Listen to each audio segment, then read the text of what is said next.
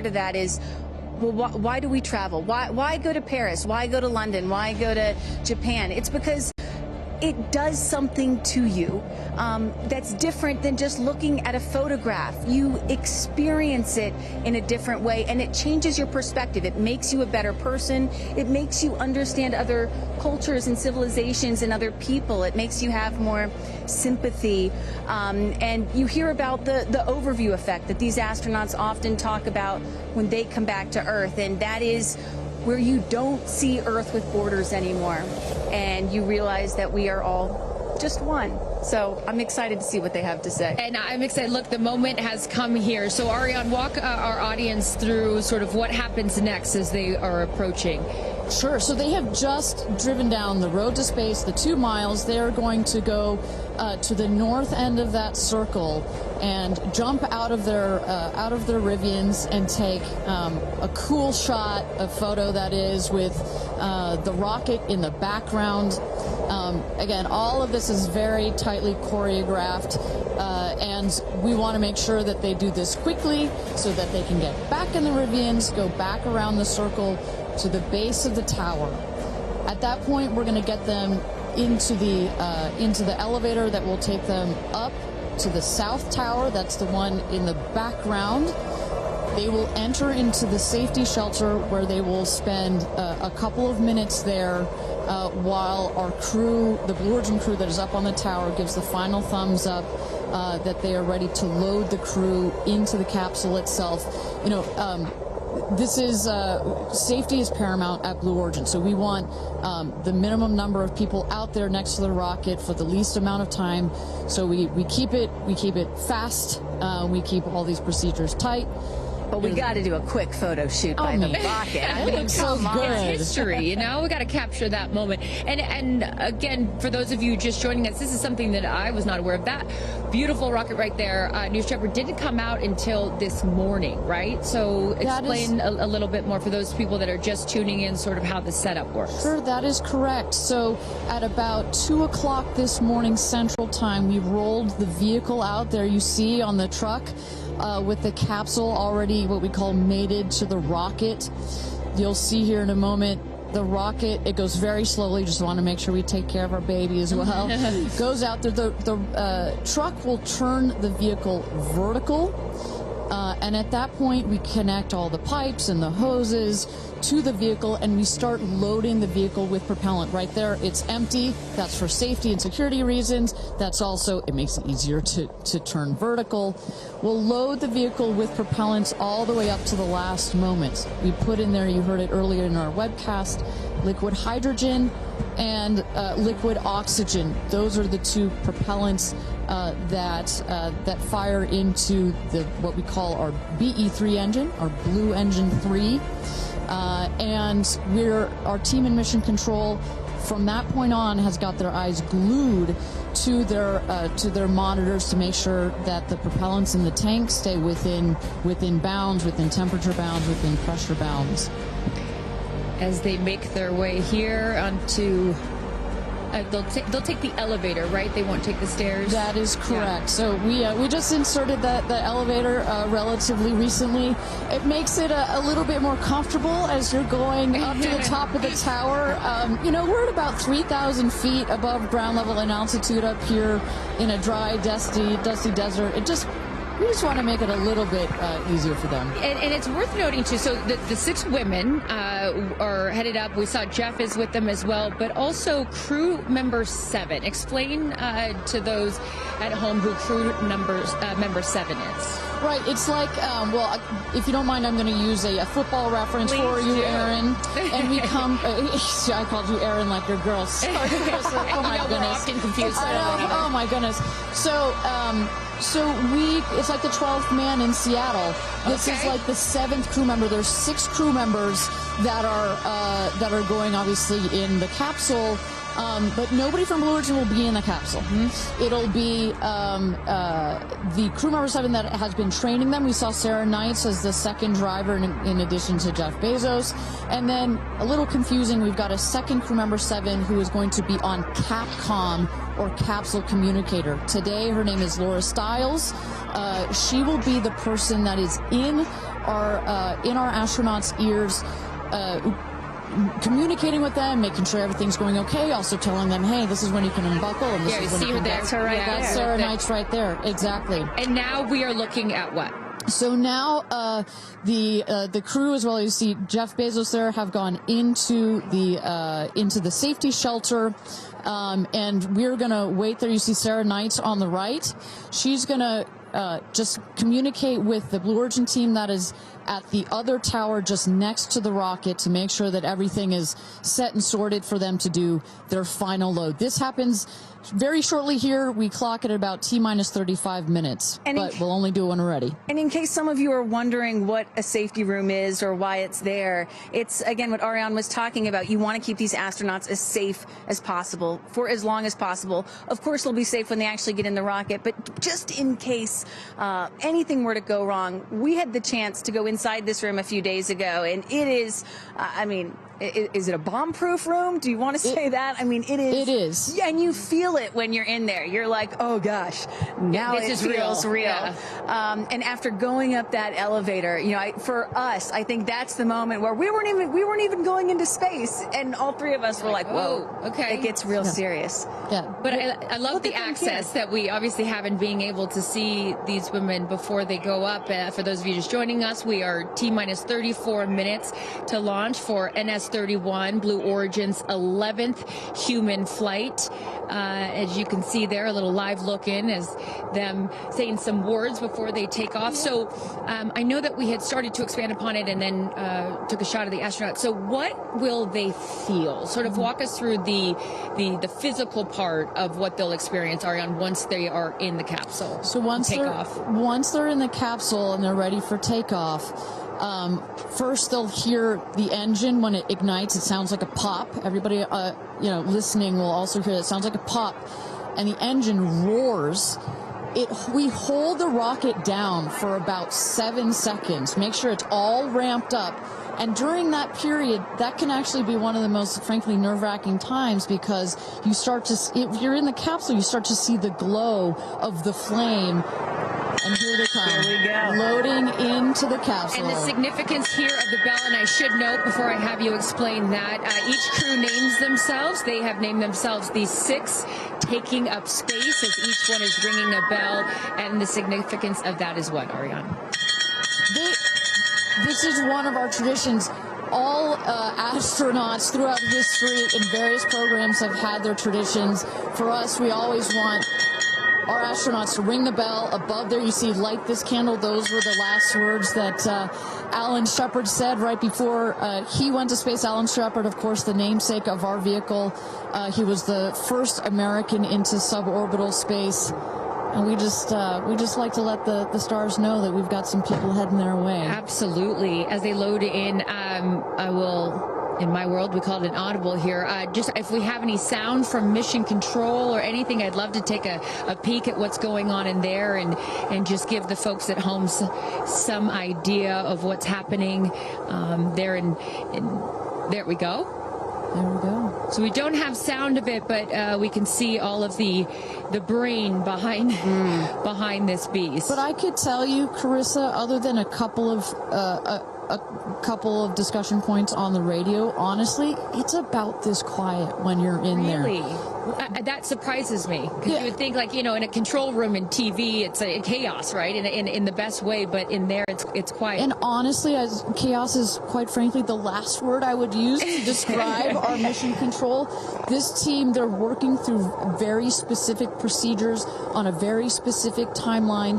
They've done their own rehearsals over and over again. We also want to keep the communication line open if anything, if anybody's got to call it out. But it is a very well choreographed team we've got. And, when folks are wondering, what exactly are these soon-to-be astronauts doing when they're in these 2 days of training leading up to this space flight, it is exactly this. Simulating everything. They have done dress rehearsals and dry runs of everything that you're seeing here. They practice over and over getting inside this capsule, strapping themselves in. And, one of the biggest things that they have to remember to do is when they get those, remember, they only get 4 minutes of weightlessness, 4 precious minutes. They have to unbuckle and then buckle back in at the exact right moment. So those are some of the things that they're learning to do and practicing while they're training in that building right behind us. As we look at New Shepard 31, the 31st mission, the 11th human flight here for Blue Origin. We are T-minus 30 minutes. Carissa Thompson, Kristen Fisher, Ariane Cornell with us, and Tabitha Lipkin at the tower. I am going to be leaving here in just a few minutes. I'm going to go to fallback 3, an area. Then I will wait for the capsule to land. I'll wait for the recovery team to come out and then bring you interviews from each of our astronauts as they arrive back here on Earth. I cannot wait for that. Again, we've seen them load now into the capsule, and I just would love, some more play-by-play, Ariana, of sort of what now this process looks like, as it's all new to me. And for any of you that are also joining us for your first launch, welcome. And now we'll let the experts tell us what's going on. So you saw them loading. You saw them loading into the capsule. They are getting into their seats. They're getting into their harnesses. It's a 5-point harness, so clicking them all in. All right, we're hearing that Capcom right now. Sorry to interrupt you, Ariane, which is short for Capsule Communicator, and ready to do the astronaut comm check. So let's take a listen. Laura Stiles has the mic.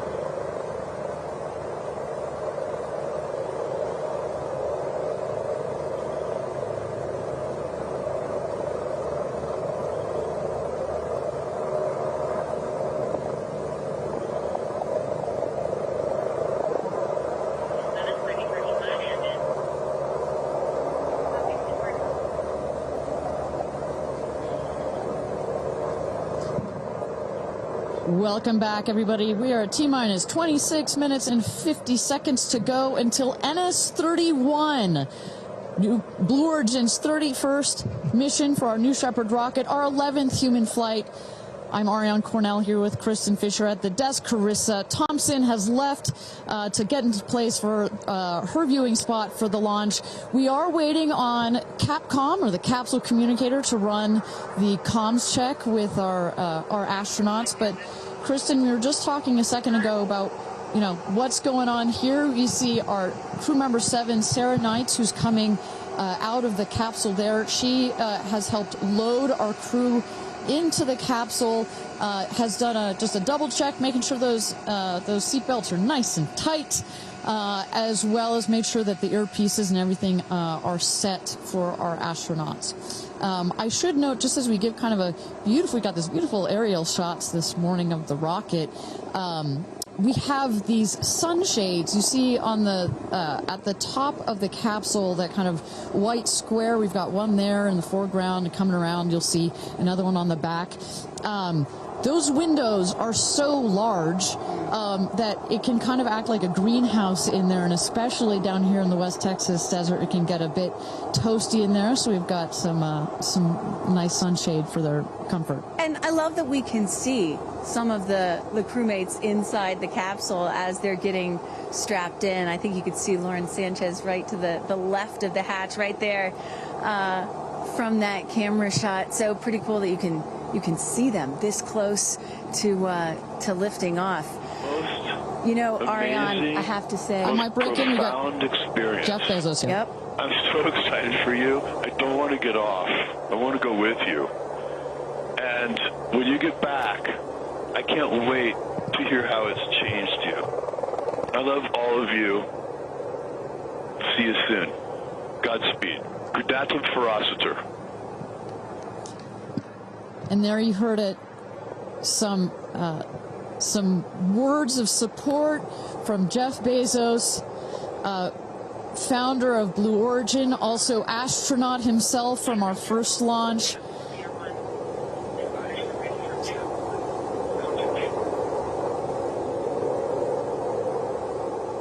So, of course, Lauren Sanchez is Jeff's fiance, one of her supporters.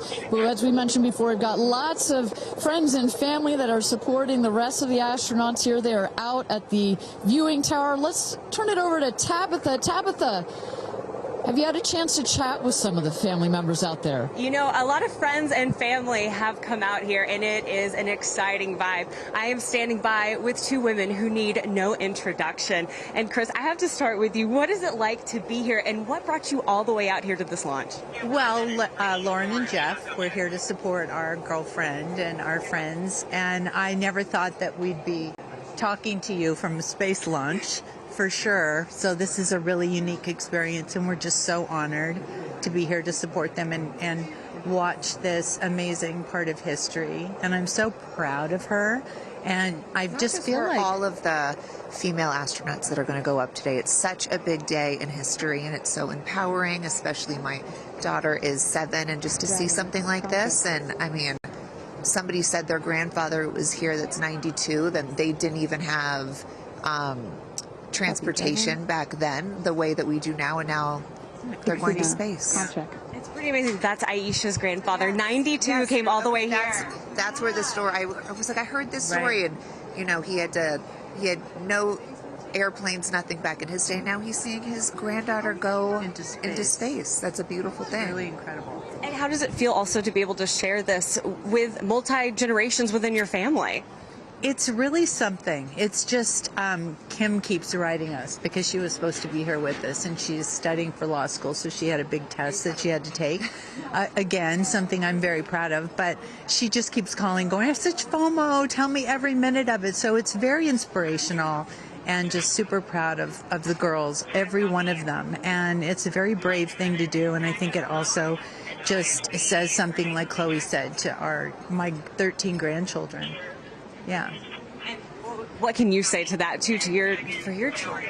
Oh, I just think it's really whatever you dream of is in our reach, especially in today's day and age. And dream big, wish for the stars, and one day you can maybe be amongst them.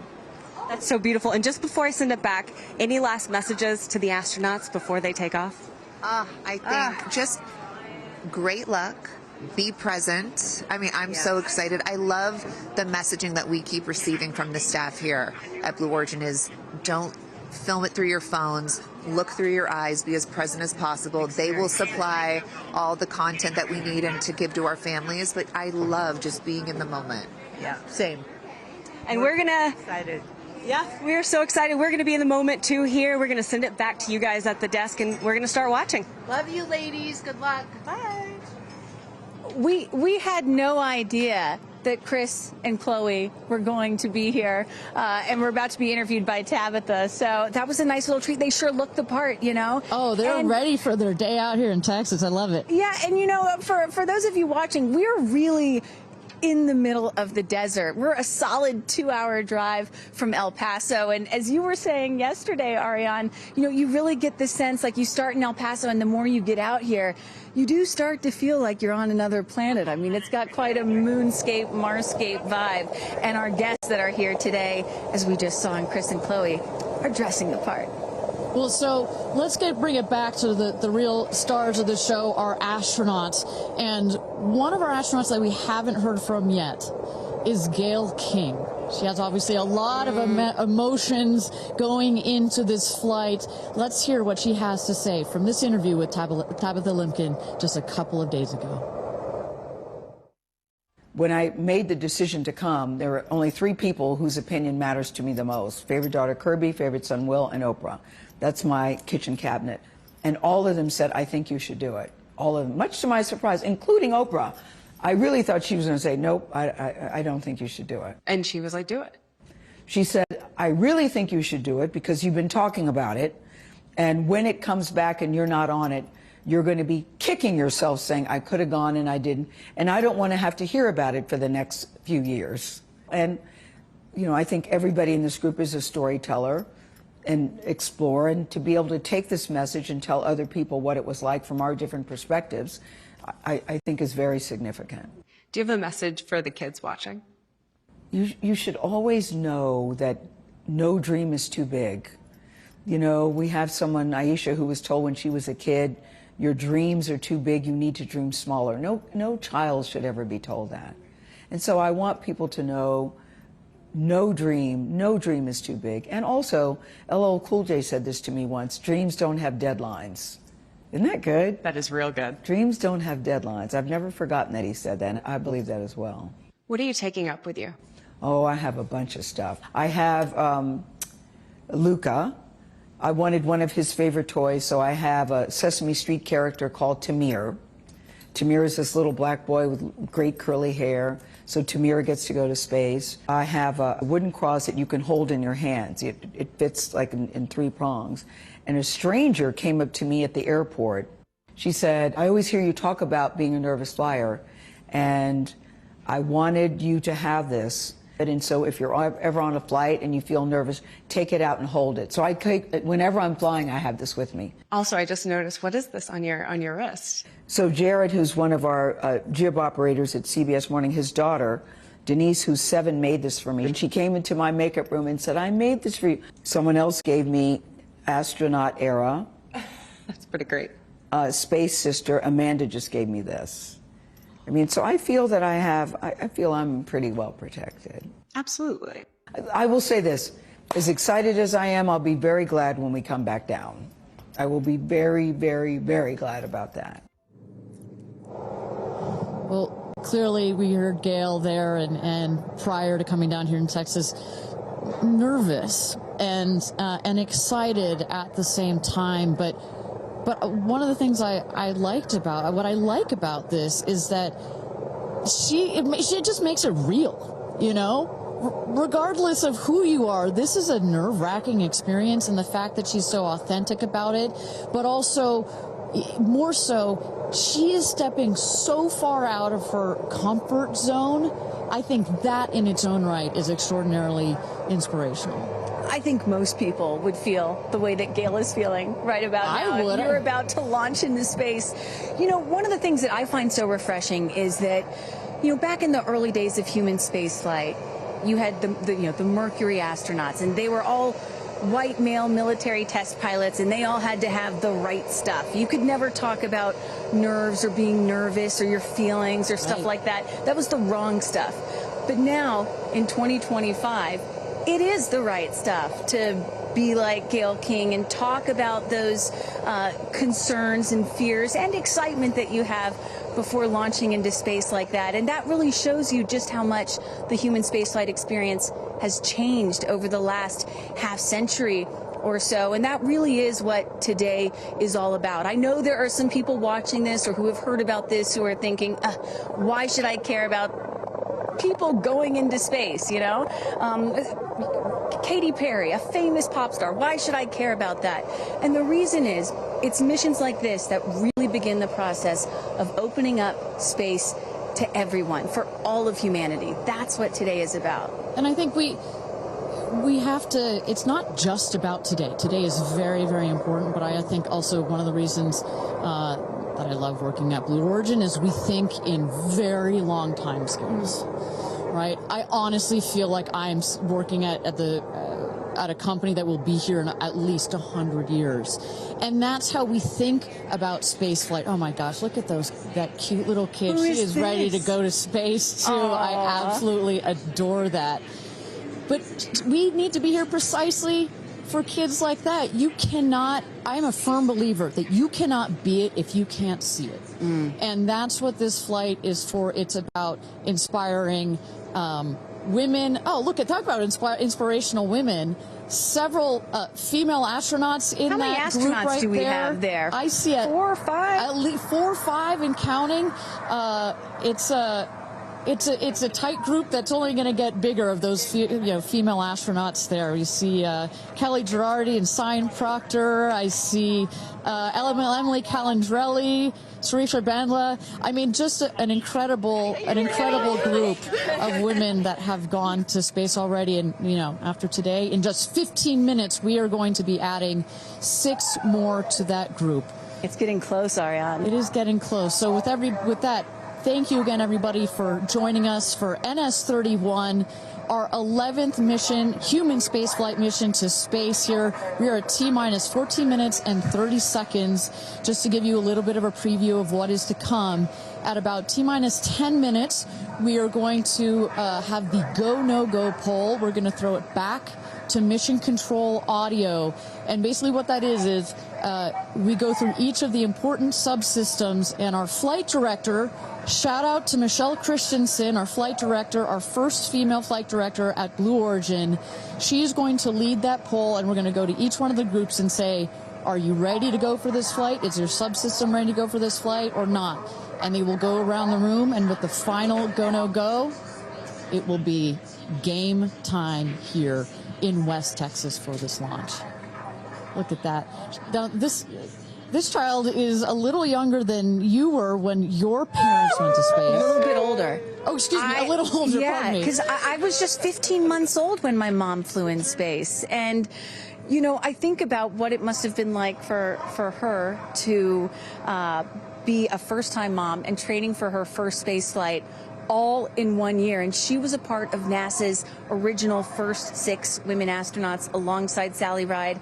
Of course, it took them, those first 6 female NASA astronauts, 2.5 years for all of them to fly into space. Now, today, Blue Origin is going to send 6 women into space in a single day. I mean, that's pretty cool right there. Incredible perspective. Also, was your mom just 6 months? You were just 6 months old when she started training? She was assigned to her first space flight when she was 8 months pregnant with me. Can you imagine? God, I have a 6-month-old. I can barely fly down to West Texas from Seattle. She gave birth to me on a Friday and was back in the astronaut office on Monday. I don't recommend doing that. As a mom of 2 myself, you're a mom of 2, I probably wouldn't do that. But respect. She did, Respect, that's huge. But I've asked her, I'm like, why did you do that? And she said, because I felt I had to prove something. I felt that I had to, pave a trail for women to come. And so as I'm sitting here today, I'm thinking a lot about what she did, the sacrifices she made to make what's happening today. Again, it's not normal. Human spaceflight will never be normal or routine, but this is the beginning of making this kind of travel. We got 4 moms on board, a grandmother, making these types of people going into space very routine. Now, talking a little bit about that, getting back a little bit into the flight profile and what they're going to feel as part of this now routine flight. So The 6 astronauts are currently in the capsule right now, all strapped in, ready to go. Their audio is working. We are waiting for the T-10 here for the go no go poll. At T-0, you guys are going to, all of us will hear the pop. That's the ignition of the BE-3 engine. It holds down the rocket for about 5, 6, 7 seconds. Inside the capsule, they'll start to see the glow of the flame, and then they will lift off. They will take off. They are in a somewhat reclined seat, and they'll start to feel the G-forces on their body. And so kind of like sitting in a car that's accelerating, it pushes you back against the seat. That's the same here, except they're going up. They will accelerate to they'll have 3 Gs. So here on Earth, we're at 1 G. When you accelerate to 3 Gs, so like if you're 100 pounds, it feels like you are then 300 pounds. But Kristen, crazy. It's crazy. But in that reclined position, it's dispersed across your body. Bad. It's not as bad. It kind of feels like a weighted blanket. Oh. And then it nice eases and cozy. up. It's nice and cozy as it gets nice and dark. I'll take a weighted blanket right about now. But they're not, don't worry, it's going to get nice and dark, but there's no sleeping on this. They are going to have the most incredible view out of those windows. The capsule will separate from the booster. That's when they're going to feel weightlessness. They'll get the about 4 minutes to unbuckle, enjoy the weightlessness, enjoy the insane views out of those windows. They'll buckle back in, come back through the atmosphere. That's actually when they're going to have the peak G-forces. They peak at about 5 Gs. Which is kind of counterintuitive. You wouldn't think that you would feel the max G-forces on the descent, but that's when you do. But that's when you do, and it's kind of like, because you're coming back through the atmosphere, right? It's thin up there. You come back through the atmosphere. It's thick. It's kind of like diving into a pool. It kind of goes whoosh against you at 5 Gs, but then it eases back up. And we deploy the parachutes, and they come floating down at about 10 to 15 miles per hour for a nice soft landing here in the desert. At the last second, there's an air cushion that comes out. Go. Booster. Here's go, Paul. Go. Ground. Go. And go. Go. Safety. Go. Capcom. Go. Engineering. Go. This is the flight director. New Shepard is go for launch. Booster, commence terminal count. Protocol flight. Yeah, baby. Go for launch. My favorite words. It's getting real. T-minus 8 minutes and 51 seconds. Until our 11th human space flight, the first all-female crew flight to space. All 6 of our astronauts are loaded in the capsule, waiting for just 8 minutes and 30 seconds to go here. Now, Kristen, we just kind of walked through the flight profile, what it's going to feel like for our astronauts. Oh, we got Carissa up on the tower to chat with more friends and family. Carissa, who you got out there? I don't need to introduce the incredible woman. I don't need to introduce the incredible woman next to me, who is a ray of sunshine. Oprah, you are wearing yellow because Gail's call sign is sunshine. Yes, right. And all of us, the whole family is wearing yellow today. And I you know, we've been friends. It'll be 50 years next year. We've been friends since we were 21 and 22. And I have never been more proud of my friend than today. Never been more proud, because this is bigger than just going to space. I mean, I think for her, who anytime we're on a flight, she's in anybody's lap if there's the slightest bit of turbulence, has like real anxiety flying, and this is overcoming a wall of fear, a barrier. It's I think it's going to be cathartic in so many ways for her. She told us that she was surprised that you told her to do it. Why did you want her to do this? Because I think life is about continuing to grow into the best of yourself and the fullest expression of yourself. And I think that this is one of the most fullest expressions you can possibly have. And I know that I felt deeply that she would regret it. And I didn't want to hear about it for the next 15 years. I wish I had gone, you know. And I said, there's only one time that all the women are going up for the first time. You know, there will be other trips, but there's only one first time. Incredible. So to be a pioneer is great. What was the last conversation you had with her? I said, peace be still. Hold the God's unchanging hand. He's got your back. That's it. That's it. I know that as we're counting down here, we're getting excited for that go for launch moment. How are you feeling as her best friend? I feel so calm. I don't think I've ever been more calm because I think it's already done. Once she said yes, once she committed to yes, and Lord, did we all hear, should I do it? Should I do it? Since Thanksgiving, we've been talking about it. And so once she finally said yes, I was like, okay, we're going. It's a go. You know what I have loved is her vulnerability, because she's the voice of a lot of us that would be afraid, and she's okay to talk about being afraid. Why has that been so important to show that part? I think, you know, for every woman who's on this flight, it's about fulfilling something within themselves. For Gail, it's about overcoming this great fear and also stepping into the moment of excitement. And I think, you know, it goes beyond this moment of just going up in space. I think this will be an everlasting experience. I was just thinking this morning, you know, Gail has been there for me for hundreds of events. I can't even remember them, you know.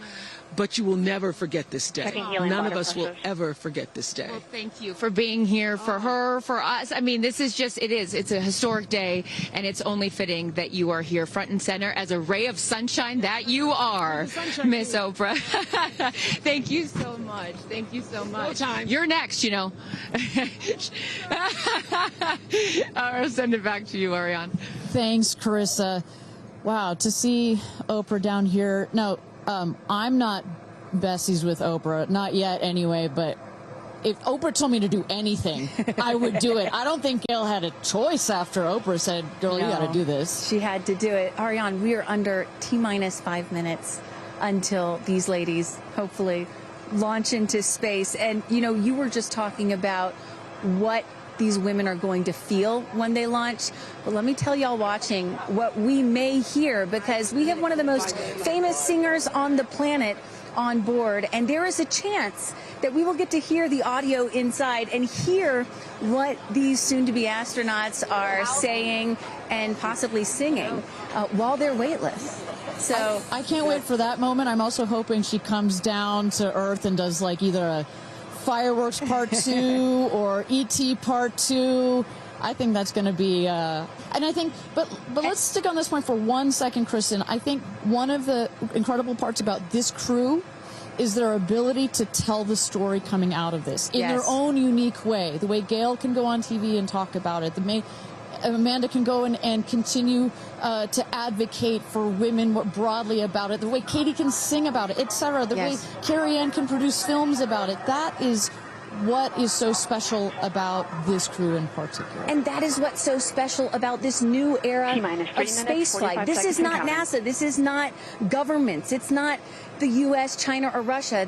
This is the commercial era. These are private companies, and this is Blue Origin sending the first all-female crew into space since 1963. And this is all going to happen so fast in just a few minutes, about 10 or 11 minutes from launch to landing. And don't worry, guys, I did the math. In case you're wondering, total duration of this mission is just about 3 Katy Perry fireworks songs. So play that song 3 times. That's how long this mission's going to be. Fantastic. Well, so at T-minus 3 minutes to go until our 31st launch of New Shepard, our 11th human space flight. Just to tell you what's coming up here. At T-minus 2 minutes, we send the show over to the vehicle. It goes into autonomous mode. Command engine controller ready to start. We have our team, of course, in mission control that have their eyes glued to the screen there. There you goes, mission control, quiet and intense. There's one of our crew member 7's capsule communicator, Laura Stiles. She is communicating in the ear of our capsule, in the ears of our astronauts. But what we're going to see in the last 2 minutes, you'll see the fins at the base of the rocket gimbal or just move back and forth. We want to make sure they've got free range. At the base there, you see the nozzle, the engine peeking out. The engine as well is going to gimbal, going to move. Both in conjunction together, those two systems. Propellant tanks to flight pressures. Those two systems guide the rocket. And when you are out there at this moment, this rocket feels like it is alive. It feels like it is a living, breathing, hissing thing, right? And there's the gantry pulling back from the rocket. T-minus 2 minutes and counting. Transition to onboard hydraulic pumps. And this right here is the moment that they've been training for. 2 days, becoming a crew, becoming a team. After you go through an experience like this, it's more than a team. It's almost like a family. You are so tight to go through something as intense Executing as this. aft fin built-in test. And everything looking really good, Ariane. So far from mission control, everything is clean and green for this launch. T-minus 1 minute to go here.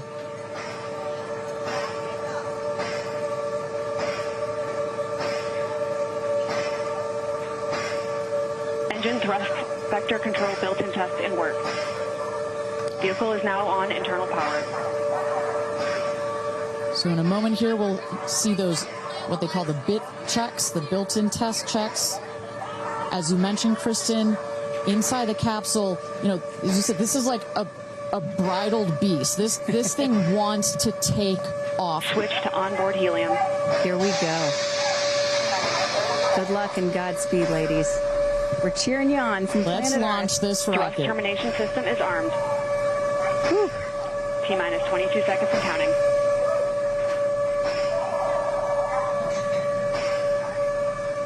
Guidance internal.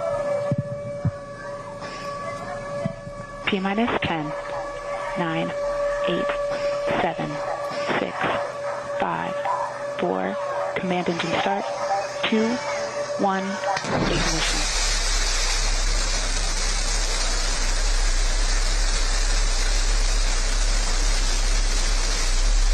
Liftoff. New Shepard has cleared the tower.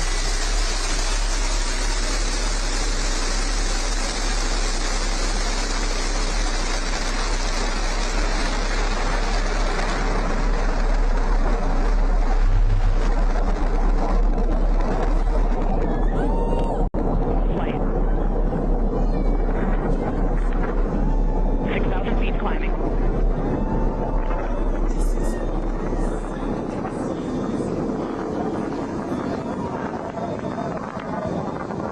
Begin throttle down for Q limiting. Engine response looks good.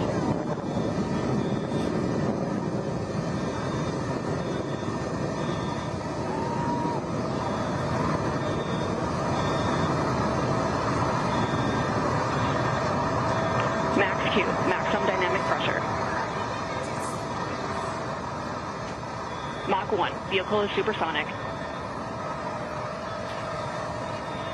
Engine back up to full throttle. Supersonic, we have passed through max Q, maximum dynamic pressure. That's when the vehicle, the stresses between the atmosphere and the speed are at the maximum. So to punch through that is so important. You see the BE3 engines is firing beautifully. You see the stream of steam behind it. Those ladies right now are having an incredible view on their way to space. Passing through 80,000 feet, 1,300 miles per hour. You're going to peak at about 2,300 miles an hour over Mach 3, 3 times the speed of sound. Shortly coming up, we'll have MECO, main engine cutoff. We will turn off the engine, but the two craft, the capsule and the booster, will continue their ascent to space. Stand by, MECO.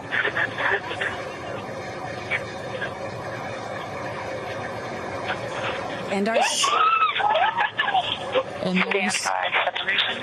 you saw the main engine is turned off. We're now going to separate the capsule from the booster, and at that point, Kristen, that's when all 6 astronauts are going to start to feel the weightlessness, and shortly thereafter, we're going to let them unbuckle.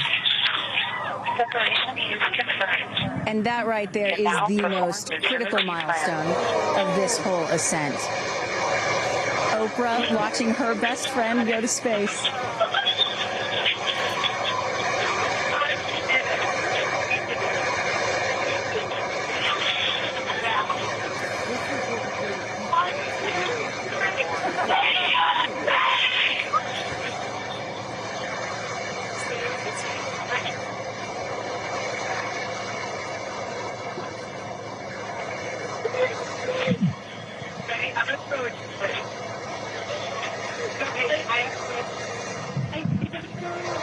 And the two craft is separated. Put it up there. Put it up there. 328,000 feet, 100 kilometers. Welcome to space, ladies, or shall I say, astronauts. Oh, the moon! You guys, I have to tell you, look at the moon. Look. Oh, my God. Oh, my God. Oh, my goddess. That's our pink moon. I love you, Jeff Bezos. And just in case it wasn't clear, So much. those are the astronauts. Those are their voices that you're hearing. And there, they have hit apogee, the highest point in flight, well over 345,000 feet, well over the Kármán line. Wow.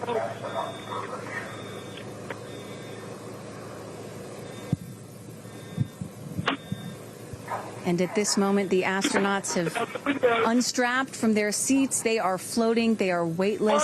They are experiencing zero-G for the very first time in their lives. And Katy Perry did say that she was going to sing in space. I'm waiting for it. Waiting for it. 1 minute warning. 1 minute warning. So that is Capcom indicating a 1 minute warning for our astronauts to take in those last views before they get buckled back into their seats. At this point, both craft are descending already.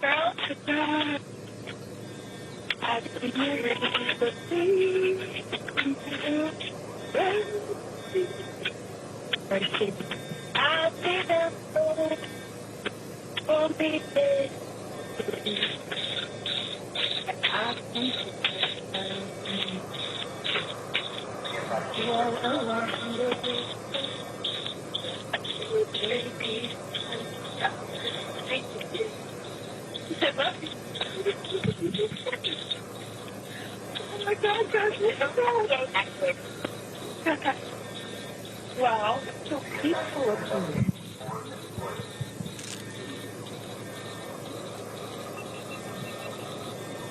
And you hear Dragon. Report status.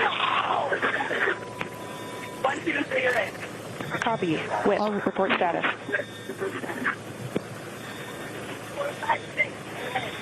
Copy. All astronauts in seat. And a great piece of news there. All astronauts are back in their seats. You see the two craft now that on the bottom, that is the rocket that is screaming back down to Earth. The rocket will beat the capsule to its landing spot just 2 miles north of where it's taken off from. At the top of the rocket, you see a couple of fins that have popped out. Those are to stabilize the rocket as it comes into land. Shortly thereafter, you will see the drag brakes that deploy that will cut the speed of the rocket in half. And then in the last moments, and there it is. We can see it from the stage. There comes the rocket down. It's going to relight its engine. We can also see a sonic boom. We're going to hear that shortly here.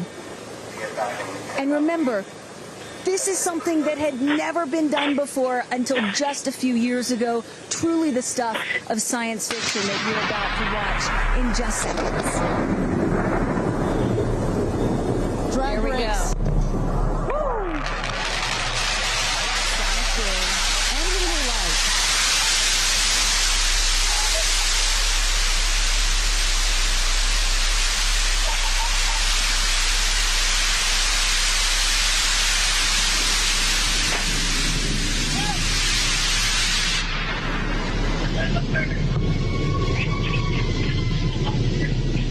And booster touchdown, welcome home, New Shepard. Picture perfect landing right there. Picture perfect landing. Right on target. See that dust kind of creates this dramatic cloud that reveals the beautiful rocket that has just taken these ladies up to space and back. And I love the echo across the mountains. Is that what I was hearing there? That's what nice you were hearing. You heard the sonic boom, then you heard the engine relight, and all of that reverberates in this big, beautiful valley in West Texas. Stand by, folks. Stand by, folks. All right, shortly here we're waiting to see the drogue parachutes deploy from the crew capsule. Those are like the guide parachutes. There go the drogue parachutes. Just free falling right there until those drogues came out.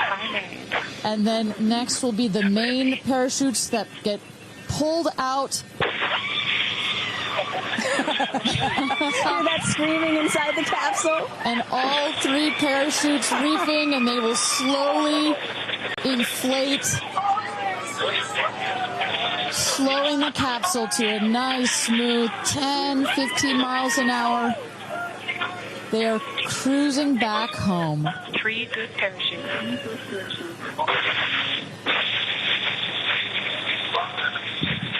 And I tell you, Kristen, from having gone through all of the simulations, I have gone through all of the training. They put you in the capsule that simulates all of this, including the sounds, and when you hear the motors of the parachutes pop out, that is the best moment in flight. Because I know Blue Origin does everything they can to make this as safe as possible, and y'all have an impeccable safety record, but it still has to feel really good when you know that you're coming back to Earth with those parachutes fully deployed.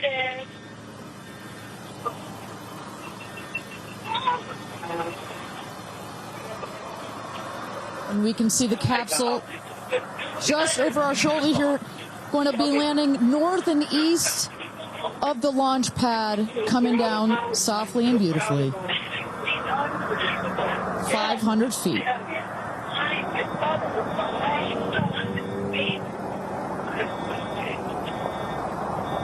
And you will see a puff of smoke when it touches down, a puff of dust. That's normal. A puff of dust, last milliseconds, air cushion that will kick up the dust. It's a very soft landing despite the sporty perception. There it is.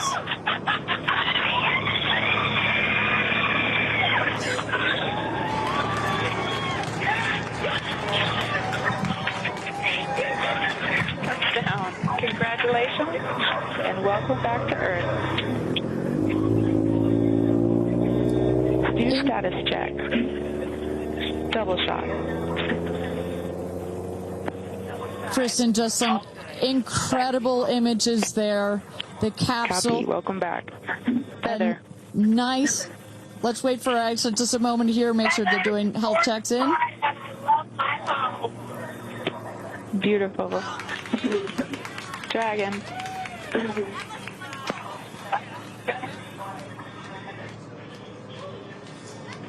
Yes, and as you heard it there, everybody seemed to be just as ecstatic to be back here, back on Earth. Everybody appears to be fine. Beautiful shot there of the capsule down in the desert. As we were just saying, it looks like a tough landing, but it is an air cushion in the last milliseconds that just makes it even softer. I will also note the parachutes landed very close to the capsule. That's just an indication that there's not very much wind out here today. A beautiful day for a launch and landing. A beautiful day to add 6 more names to the roster of astronauts that have been over the Kármán line into space. Carissa Thompson, what's the view from your road to recovery in the truck? Oh my goodness, you guys, as I've told you, this is my first launch. So standing out here with family, that moment of watching the rocket, and both incredible emotions, relief, excitement. You saw Oprah's emotion, Orlando Bloom, as I was walking jump in the car to go meet everybody and recover, he was like pretty good. So I can only imagine how these astronauts, now that we can officially deem them astronauts, are going to feel. I can't wait to get their reaction. We are headed out there now. I will check back in with you as soon as I have them.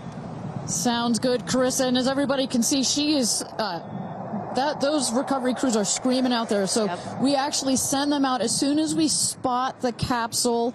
And there's little Rose, Katie's daughter, who is just Daisy, excuse me, who is just seeing her mother go to space and come back. I'm sure she cannot wait to say hello. So, but as I was mentioning, the recovery crew is heading out there. We send them out as soon as we can see the crew capsule and spot the crew capsule descending. There will be at least 2 trucks that go out there. What you'll see is they will come around the capsule. We also have crew member 7 who's in there. She will run out, go around to each window, make sure that each astronaut is fine, and the recovery crews will safe the capsule before we exit the astronauts. You know, it's hard to pick a favorite moment, right? Launch, landing, it's all good. But the moment coming up might be my absolute favorite, right? It's the moment the recovery team gets out there, then all the friends and family, and we get to see the astronauts emerge from the capsule, and we get to hear what they thought from the last, 10 minutes or so that they were up in space. And I think one of my favorite things that I've ever seen in covering space, certainly with Blue Origin, was that moment for William Shatner, Captain Kirk, as he emerged from the capsule. And this is exactly why you want to send people that are not just professional astronauts into space. What he said was so moving that day. 100% agree. But it's not just the astronauts that are here that are being moved by this event. We've got Tabitha that's with some of the friends and family out there. Tabitha, give me an update from the viewing platform. I mean, not a dry eye in the stand, I tell you right now. Chloe, I just want to know from your perspective, that moment, what was it like? I don't think I realized how emotional it was going to be, and I literally had chills all over my body from the second it launched until the moment I just saw it land. And it's sort of hard to explain, because I don't think you would be that emotional, but it's incredible. It takes your breath away. And I feel like I have all this adrenaline and I'm just standing here. Right? It's very true. Same. It's really, first of all, we're so thrilled that the girls are safe and everything went so well. And so that's a relief because, I'm sure there's a lot of nerves up there, but to hear the girls screaming and having such they said they saw the pink moon. Yeah. I heard the audio. I was like, that is the coolest thing. So I cannot exciting. wait to get the footage from inside and to see that. I want to hear every little emotion that they had, and we can't wait to see the footage from inside. What are the chances? The pink moon, the rocket launch. It's so exciting. It's a great day. It's been a pretty phenomenal day. So when are you guys going up is the real question. Oh my gosh, I don't know. But this made it a little more enticing, I will say. But I don't know. But I've learned to never say never. Right. That's right. You can go on behalf of the rest of us. But thank you. I think we'd all drag you off of the tarmac before we let you go up. But, I like you being an observer. Okay. Yeah. We love being able to share this experience with you, and thank you for sharing how you feel out here with our audience. So it's been really, really incredible. So yeah, the emotions are high because it's so exciting and energizing. And gosh, Kristen, Ariane, I don't know what to say. I did cry. I didn't think I was going to cry, and I cried. Tabitha, I love you putting them on the spot there. Chloe and Chris, are you guys going up? Keeping up with the Kardashians In space. We're waiting for it. That's the all next all lady launch. Well, thank you so much, Tabitha, for that. And you could see that, you can hear that, you can hear from Tabitha. Even she is emotional and has tears in her eyes. When you're down here for one of these launches, and Carissa, when we get her back on the line, I'd love to hear her thoughts on this. The intensity and the energy and the emotion out here, even though you're in this remote place, but it all gathers here in this valley, and it's really intense. No matter how many times I've seen all 31 of our launches, it gets me every time. Well, anytime somebody says, I don't get it, what's so exciting about space?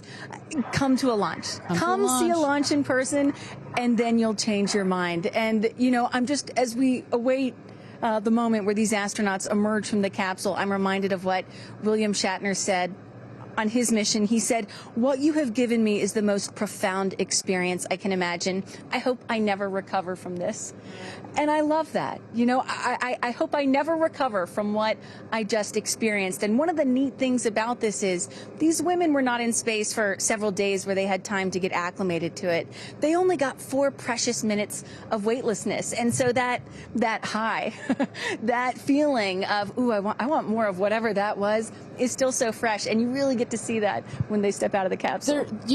We catch our astronauts. I mean, their minds are still in the process of being blown when they come out of the capsule, and Carissa is going to capture those moments for us shortly here after we get our recovery crew. You see there some of the friends and family have already started lining up there, while the recovery crew, you've seen some images.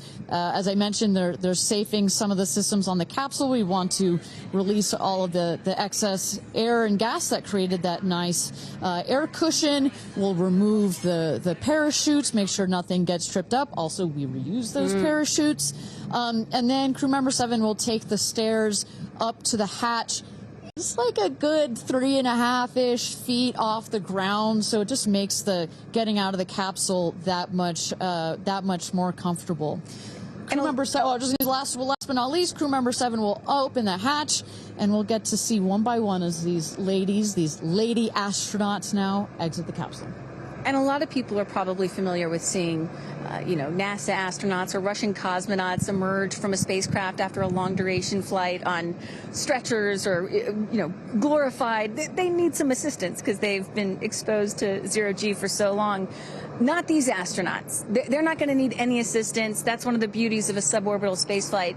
You feel great. You don't have to deal with space sickness, right? Exactly.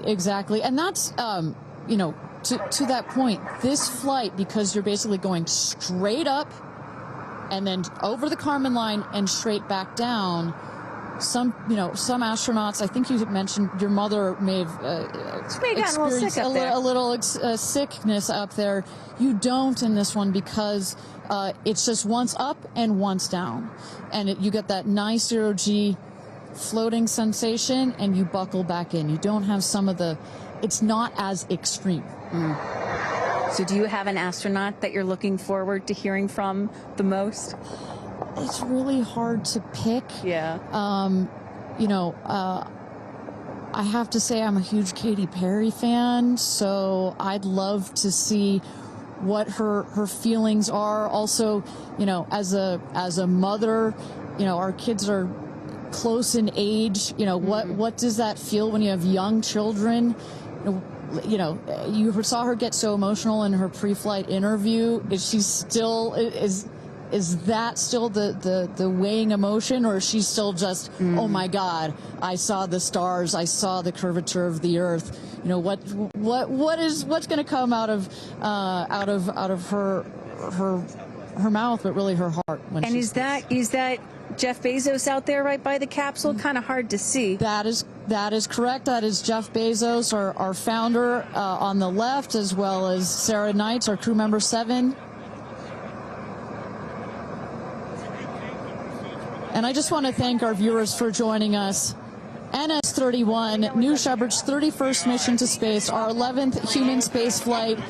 From all parts of this flight, for the booster, for the capsule, for our astronauts, a completely successful flight, one of the smoothest flights we've had so far.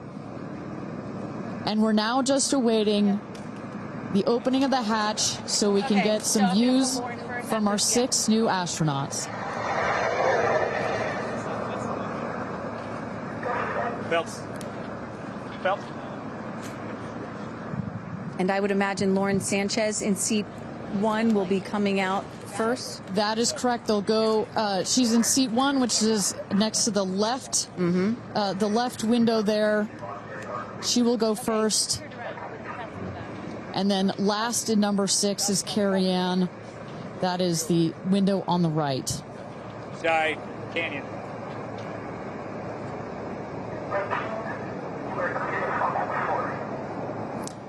See those vans arriving. Those are friends and family.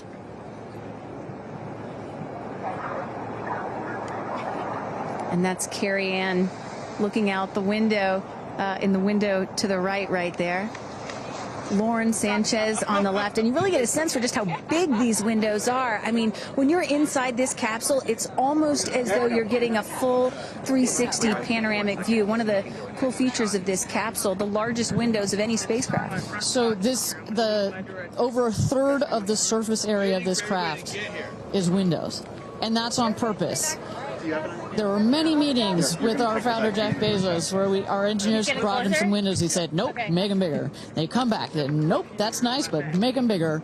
And what you get here, why is that so important? So many of our astronauts have said, when I got out of my seat, I looked outside my window, and I turned around and I looked at the other 5 windows, and my brain created a panoramic view, a panoramic photo of it, because so much of the capsule is windows, and it makes for just an incredible experience. Sarah. Good? Okay, here we go. Yeah. Here goes Jeff Bezos to open the hatch.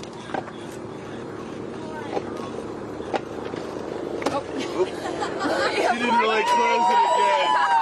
Come on out, guys. Yeah, of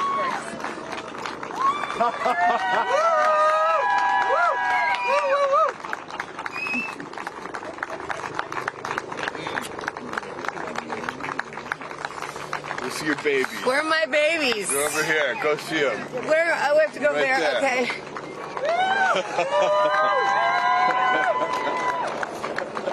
Katie! Woo!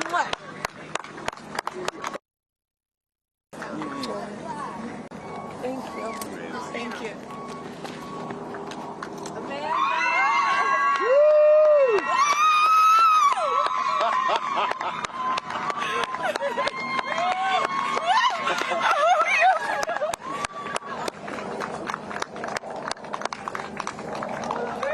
Aisha!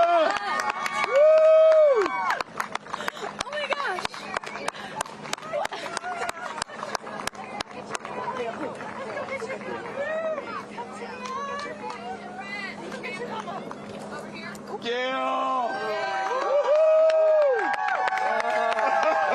I just have to have a moment with the ground. Let me just appreciate the ground for just a second. Thank you, Jesus. Oh my God. That was amazing. Yeah. That was amazing. I'm so proud. So proud of you. Oh, there we go.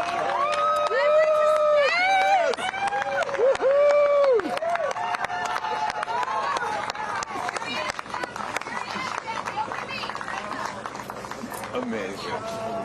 I'm so proud of you. Kerianne, we got your people over here. Come right around the bushes here. Come on.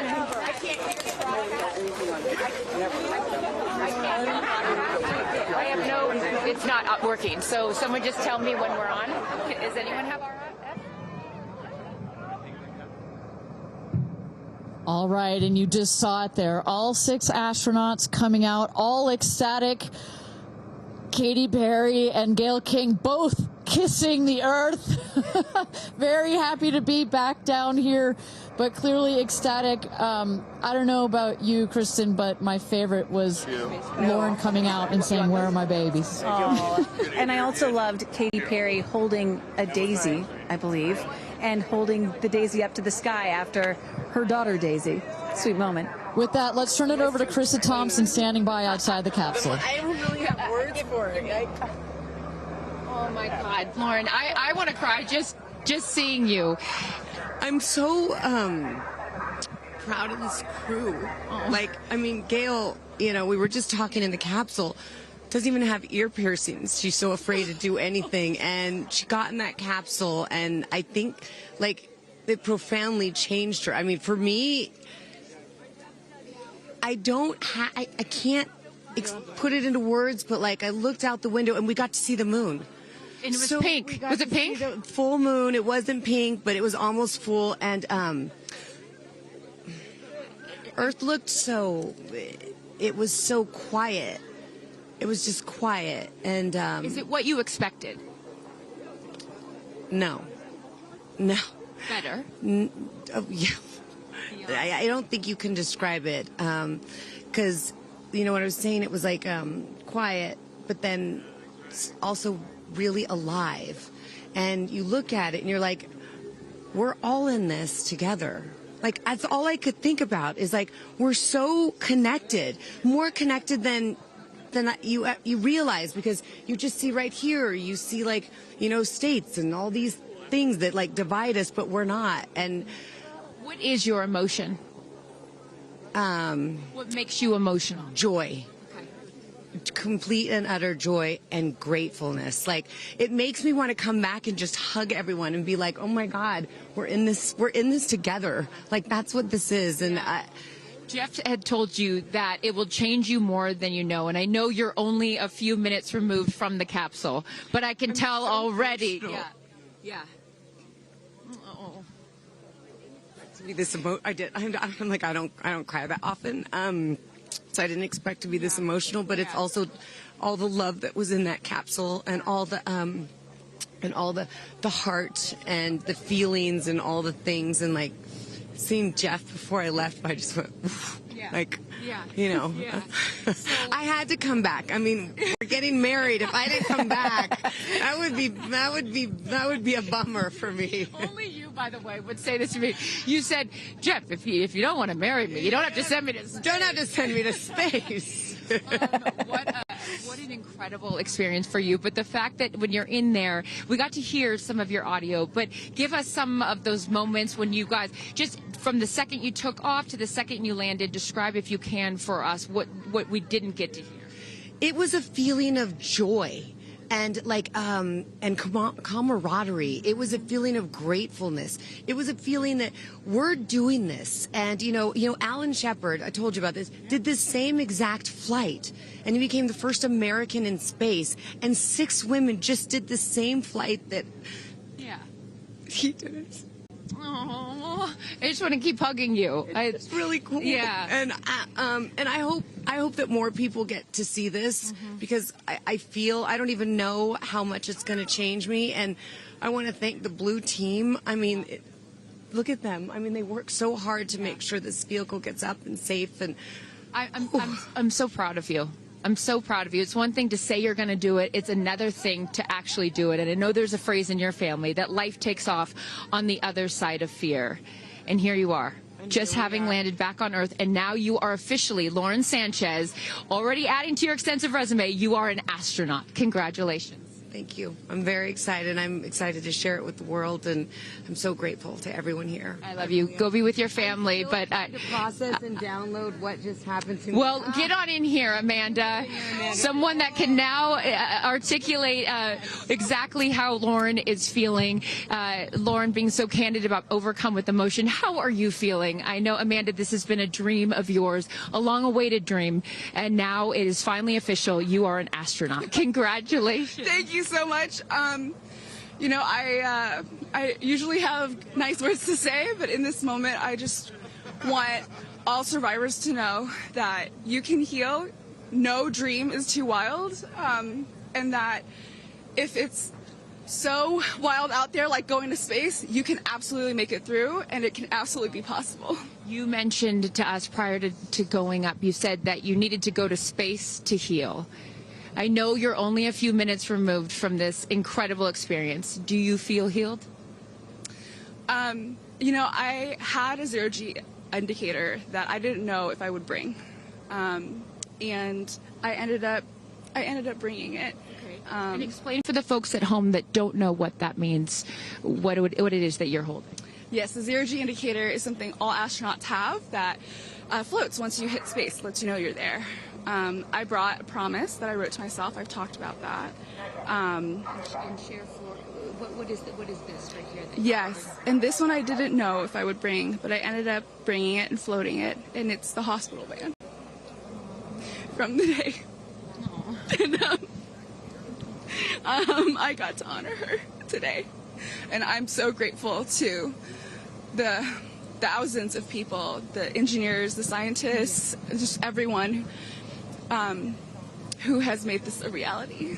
And you also have written here, I know that you had this on your laptop, right? Yes, that's right. This is my zero-G indicator, a promise I made to myself that if I were to pause my astronaut dreams and fight for rights, that one day I would return to her. And it says, never, never give up. Well, those dreams are no longer on hold. You are finally an astronaut. Congratulations. Enjoy this moment with your family, and thank you for sharing it with us. Thank you, Amanda. Kerianne, you said to me yesterday, you said, when I get out of that capsule, I'm going to be an emotional wreck. And I think what I will just say, for anyone that has never had the great privilege of being here, this is my first time at a launch, and it is very emotional. Describe, if you can, how you're feeling. I have almost no words.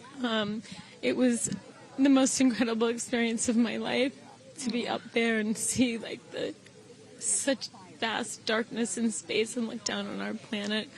The moon was so beautiful, and that was like, I felt like that was a special gift just for me. I'm so sorry. No, don't apologize. Are you kidding? You just went to space. You just went to space. This is it. And like knowing that everything, like everyone I loved was standing down there looking back up at me. And I just hope that these types of experiences, clear a path for everyone to be able to do that. You told us a beautiful story about your son when you told him you were going to go to space, and that, get over here so I can hold you, and that he went back to school and he was all excited to tell his friends that his mom was going to space, and they said, your mom can't go to space. Moms don't go to space. Well, guess what? This mom just went to space. Congratulations. You are officially an astronaut, and I know you're wearing a very special necklace from an incredible group of people that you hold near and dear to your heart. What would you like to say to them watching? I'm wearing a few necklaces today. My dear friends threw me a blast-off party and gave me this feather, which obviously represents the Blue Origin logo, and it felt so special to have it close to my heart. And in space with me. And I feel like it helped me take all of them with me on this journey. Yes. Well, I will let you go enjoy this historic moment with your family, and thank you for sharing it with us. Congratulations. You're an astronaut. Gail, get on over. I am so floating. I can't believe it. I cannot believe it. I'm so proud of you. And I know that I speak for the collective, because you have been so honest. You've been so vulnerable. And I spoke to your best friend prior to you taking off, and I asked her why it was so important for you to do this. And she said, she said, so she didn't have to hear you say, I wish I would have done that. That's so true. But now, Gail King, you are officially an astronaut. How do you feel? I still can't accept that word, but I will say, I can't even believe what I saw. When somebody calls this a ride, this was not a ride. What happened to us was not a ride. This was a bona fide friggin' flight. And our instructor, we were so well prepared. So every noise we heard, we knew. But the flight instructor said that I am her best success story. Why? Because she's never had somebody go through the course who's terrified of flying. Everybody who's gone through the course is somebody that it's been a lifelong dream. They wanted to do it. So she said, I'm her best success story. I'm so proud of me right now. I still can't believe it. I still can't believe it. I was just going to say, prior to the launch, you said that you would be so proud of yourself if you went through with this. And you did. What was the best part, Gail? It's oddly quiet when you get up there. It's really quiet and peaceful. And you look down at the planet and you think, that's where we came from? And to me, it's such a reminder about how we need to do better, be better. Do better, be better human beings. And what do you mean by that? Processing. Well, it's so nasty and so vitriolic nowadays. And I mean, if everybody could experience that peace that we had up there, and the kindness and what it takes to do what we did, all the people that it took to get us up there and get us back safely, I'll never, ever, ever forget. And when we were up there, have you talked to Katie yet? I have not. Okay, no. When we were up there, after zero G is very difficult. All the training about this is how you get in the chair and this. I look like a friggin' moose getting in the chair. It was like, just let me get in the chair. Let me get the seatbelt on. But, we had a very do this. How would you describe it? It's very difficult because you're floating. But the best part was when we got back in our seats after zero G's, Katie sang "What a Wonderful World." She did? Isn't that nice? Oh, come on. She sang "What a Wonderful World." I see dreams. Oh, yes. Oh. Because we'd been asking her to sing all the time, and she wouldn't. And then, because everybody said, sing roar, sing fireworks. And she said, it's not about me. I wanted to talk about the world. Wow. No, isn't that nice? You got to ask her about that. That's really special. And when Lauren got out, she was overcome by emotion for a lot of reasons, and rightfully so. But she spoke to the group and how close you guys have all become because of this experience. How would you describe the camaraderie that you guys now have together? I would say that we are forever bonded, because you can't go through what we went through to look out for each other, to help each other, and not be changed by that. You know, it really is a true. People throw the word around, but it really is a true sisterhood. But it speaks to how we were, you know what, we were set up for success. The training was so, I can't stress this enough. The training was so friggin' good. We were set up for success. And it went exactly as they told us it was going to. Every boom that you heard, the drones, the drogues coming out, the parachutes coming out, it went exactly as they said.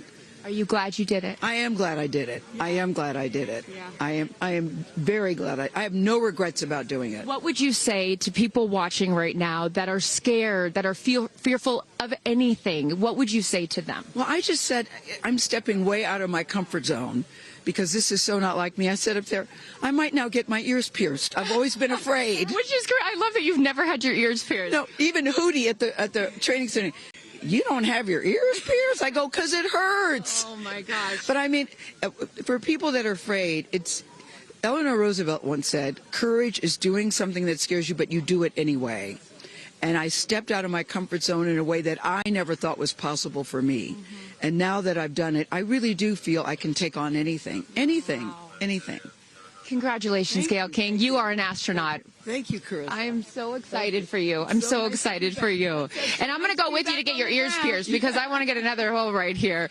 Go enjoy this with your family. Thank you so, so much. Aisha, oh my goodness. Congratulations. Congratulations. You are officially an astronaut. How do you feel? Also, how do you look perfect after just going to space? I mean, my goodness. I will never be the same. I mean, when you get up there and you see the Earth, and it's so beautiful, and it just fills the screen, and it's not just your window, it's like everybody's window, and there's no boundaries, there's no border, there's just Earth. It's incredible. You know, Gail is so honest that this wasn't her dream, but this was a dream of yours. How do you feel now that you just achieved it? Like I picked the right dream. And when we landed, I said, Exuma, I'm good, blue calm, but I'm ready to go back. Wow, really? Yeah. What was the best part for you? The best part for me, actually the whole thing. But we got in and we counted down from 10. And then I started to hear some singing. And when we lifted off, everybody, you could just feel the energy in the capsule. And when we got up there and we got out of our seats, we all just looked at each other. And there was this moment, and I can't wait for people to see it on the video, but there was a very special moment between all of us. And it's just beautiful. It's so beautiful. Yes. Where is your grandfather? Your 92-year-old grandfather, who I know you were so excited to bring. What did he say to you when you got out of this capsule and got to see him for the first time? He said, I was really worried for you, but then Oprah squeezed me. Oprah has a way of making us all feel just a little bit more at home and a little bit calmer. I know your father is watching down on you, and he is your angel. What do you think he's thinking right now in heaven? I think he was like, woo! To have the opportunity to have flown his star in my flight bag and to have a perspective that very few people get to have of Earth, I just feel a renewed connection to everything in life and where we are, and I can't wait to go back out there and pour what I've learned into the world. You have given so much to so many, and I know there are a lot of people watching right now, some young boys and some young girls that are inspired constantly by you. What would you like to say to them? Dream it, plan it, and go and do it. I never really thought I could go to space, although I really wanted to go. And today just confirmed that dreams are real, and sometimes reality is wrong. Your dreams just came true. Congratulations. Go enjoy this with your family. Thank you for sharing your experience with us. Katie. No, you're not the crier of the group. Feeler of the group. No, you are not. I'm crier. I'm going to tell you something right now. You are officially an astronaut. Thank you so much. How do you feel? I feel super connected to love.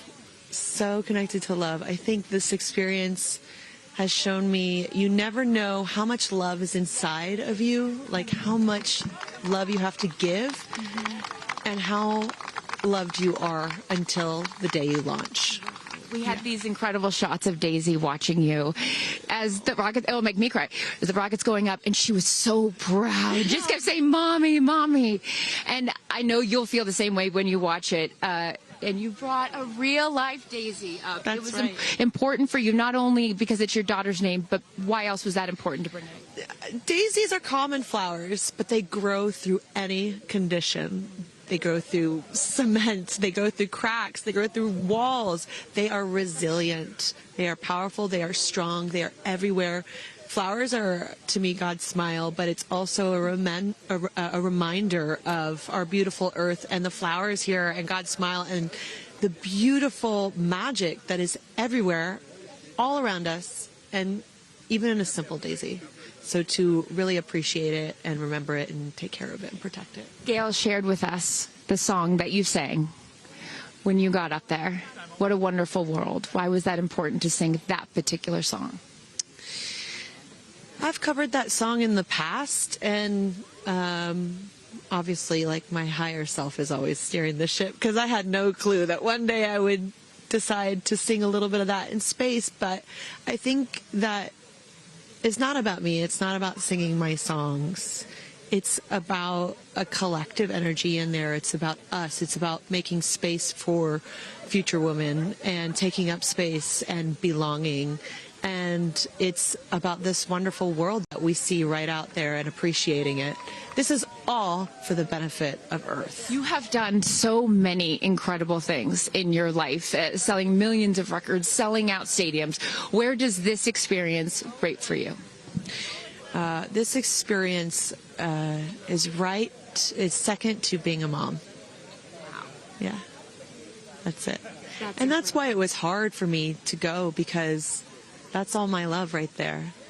And I have to surrender and trust that the universe is going to take care of me and protect me, and also my family and my daughter. Because, like, I am full up from being able to get that gift of being a mom. And to go to space is incredible. And I wanted to model courage and worthiness. And fearlessness. You did. You said you wanted to go to space for the fearless women in your life as well, your sister and your mom. Yeah. What was their reaction when you got to see them after you got off the capsule? I have only seen my mom, and I was like, "Are you okay, Mom?" She just knew. She knew. She was totally okay, and I'm sure she was speaking in tongues underneath her breath, as she does all the time. She would do that for anything else, but definitely today. But she was so super confident. My mom, she has this thing where she can see. I mean, even down to the name of, like, the capsule. Being tortoise. I know you spoke to all of your fans about that the capsule's named tortoise, the feather on the side, that, you know, the symbol of Blue Origin, all of those gave you confidence that this was the right thing for you to do, correct? Yeah, because I just asked for a sign from the heavens, from my angels, and they're like, well, here's the feather, which is what your mother calls you, and if that's not enough, the capsule's named Tortoise, which is your second nickname that your mother calls you. And I'm like, okay, I'm going. Yeah. I got the message, and I'm going to get the message. Before I let you get back to your family, I just have to ask you, describe for us, because you're so brilliant at putting, you know, words together and describing moments that we can all appreciate later. How would you describe the moment when you took off and then the moment you landed? The moment, I mean, it is the highest high, and it is surrender to the unknown, trust, and this whole journey is not just about going to space. It's the training, it's the team, it's the whole thing.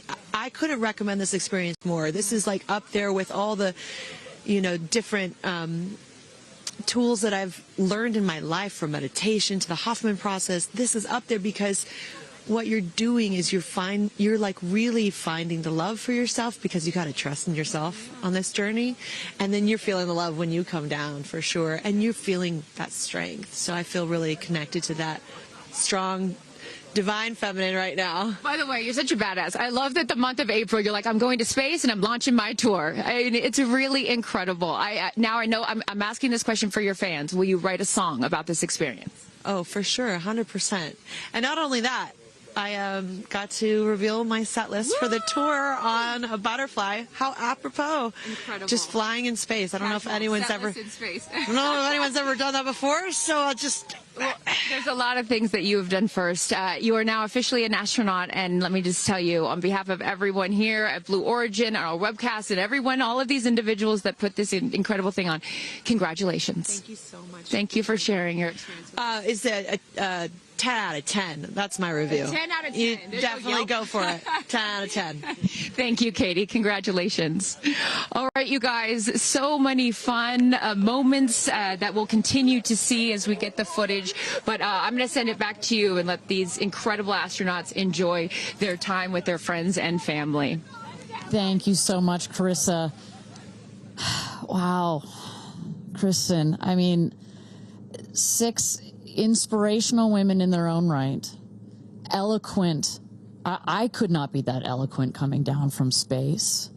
You know, you heard Katy Perry saying 10 out of 10, but number 2 experience only to being a mother. What were some of your takeaways from what we just heard? You know, Gail King used the word sisterhood. I'm feeling the sisterhood today. First all-female crew to space since 1963, and that was a solo mission, Valentina Tereshkova.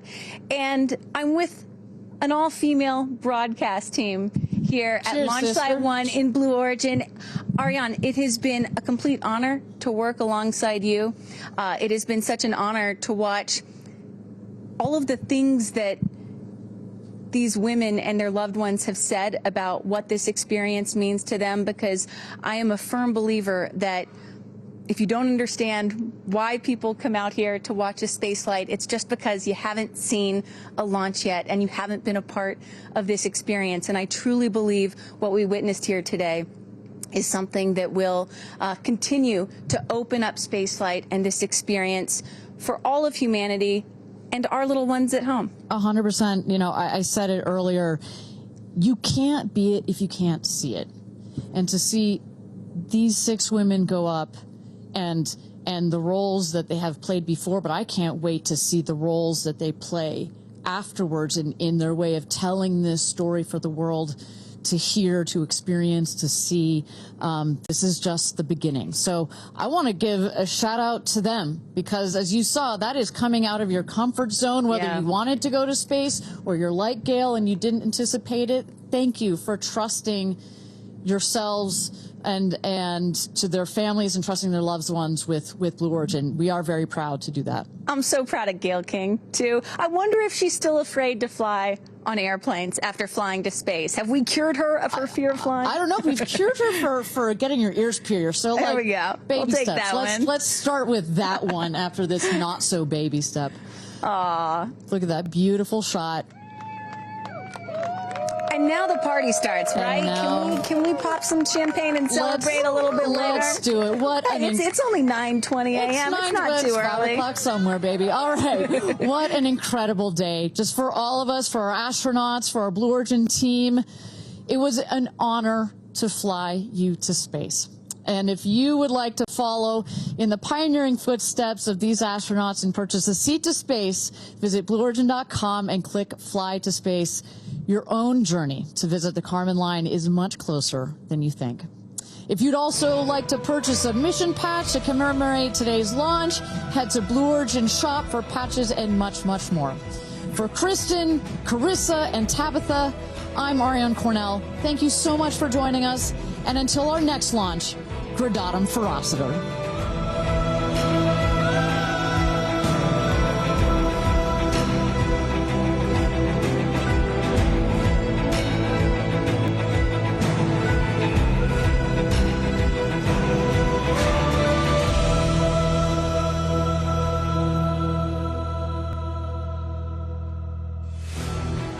Have you ever dreamed of going to space? A once-in-a-lifetime journey is closer than you think. To book your flight, visit blueorigin.com and click Fly to Space. Tell us as much as you can about yourself. Once we receive your inquiry, our team will reach out to guide you through your journey. It's your time to join the new generation of astronauts.